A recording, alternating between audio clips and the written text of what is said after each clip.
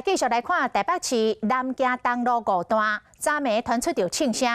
这嫌犯不满着女朋友，甲另外一个男子私底下约要签保险，认为两个人有暧昧，冲到现场谈判。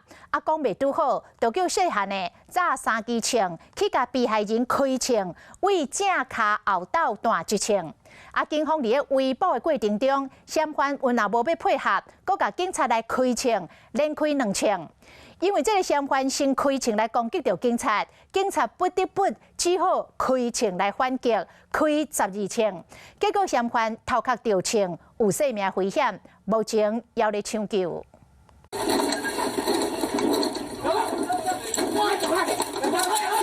一大批警察要求车顶的驾驶唔准反抗。 连续开几啊枪，拢是咧断这台车，因为嫌犯拒捕，向警方连开2枪。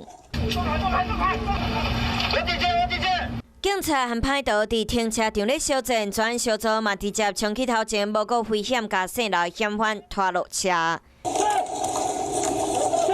时间来到8号暗时10点，台北市松山区南京东路的民家厝传出庆声，共40分钟了后接到报案，说老查甫人随驶后车走去中和航路地停车场，共调监视器3点钟了后找到嫌犯的车，对方说拒捕抵抗。我好像睡到一半，有一点声音吵。 救护车的。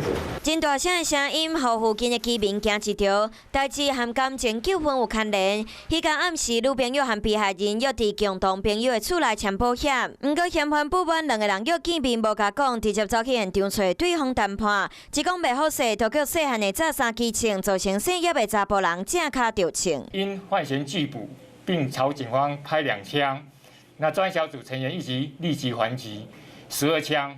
犯嫌疑中弹后送医急救。敢因为感情纠纷，就夜情共单，即摆拒捕煞害着家己，也未脱离险境。清醒了后，卖防医照杀人未遂，佮有枪炮等等的罪嫌，移送法办。